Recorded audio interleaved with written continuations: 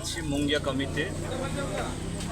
এটা ত্রিপুরার যে 28টা যে এডিসি কেন্দ্র, তার মধ্যে সবচেয়ে হটবেড হয়ে গেছে এখন এখানে গত কদিনের ঘটনায়। যাই হোক, এটা একদিক। আরেক দিক থেকে এই মুঙ্গিয়া কামি এই কেন্দ্রের মাটি দাঁড়িয়ে আমি আমাদের যারা বিরোধী রাজনৈতিক দল, যাদের সাথে আমাদের প্রতিদ্বন্দ্বিতা, তাদের একটা অভিনন্দন জানাবো। শিক্ষিত তরুণ এবং অভিজ্ঞ ক্যান্ডিডেটদেরকে তারা রাজনীতি এনেছেন।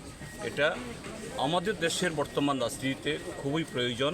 নতুন প্রজন্মকে রাজনীতিতে আনার জন্য, দেশ নির্মাণে যাতে তাদের সত্যিকারে অংশগ্রহণের জন্য যাতে ভূমিকা গ্রহণ করতে পারে, এই সুযোগ প্রদানের জন্য।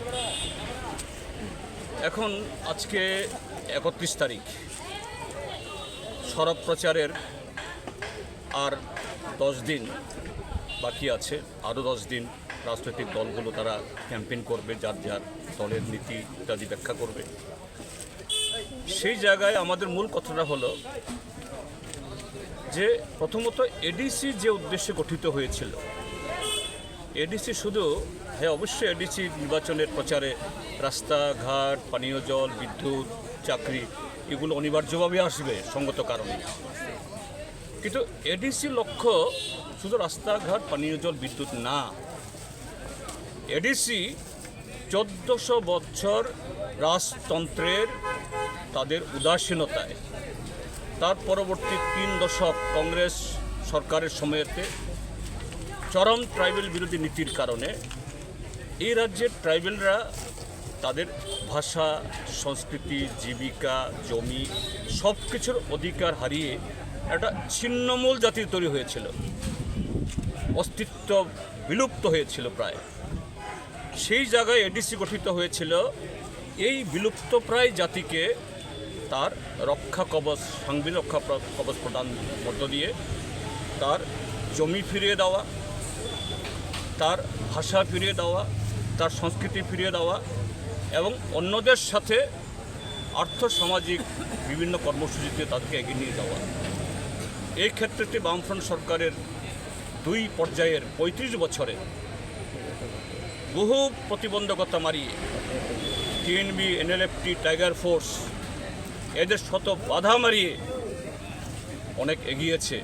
কিন্তু 21 শতাব্দীতে বর্তমান সময়েতে টিকে থাকার জন্য ট্রাইবেলদের যে আরও বেশি প্রয়োজন, এটা আমাদের দেশের বর্তমান যারা শাসক দল, এখানে তাদের নজর নেই, এই বিজেপিরও। এই কারণে আমরা দেখেছি এই নির্বাচন ঘোষণা হওয়ার 2 দিন আগে অবধি এরা সুতাবেলি, পাসরাবেলি এবং বিজেপি মথা উভয়ের মধ্যেই এটা সীমাবদ্ধ হয়ে গেছিল। এই জায়গায় সত্যিকারের এডিসি লক্ষ্য পূরণে বামপন্থীরা যে যাত্রা শুরু করেছিল, সেই পথে আবার এডিসিকে ফেরানো। সেই কারণে আমাদের প্রার্থীদের ভোট দিন, আমরা এই কথাটাই মানুষের কাছে রাখছি।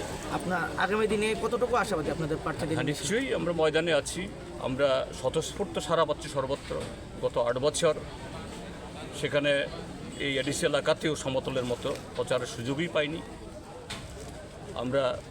বাধা আছে বিভিন্ন জায়গাতে, ভয়ভীতি প্রদর্শন, প্রলোভন তো আছে। তার মধ্যেও আমরা এবার সবার আগে আমরা নেমেছি, আমাদের প্রার্থী ডিক্লেয়ার করেছি, ঘরে ঘরে পড়ছি এবং দারুণ আমরা সাড়া পাচ্ছি। আপনারা যদি এডিসিতে জনজাতি এলাকাতে, সেই অতীতে এডিসি 44 বছর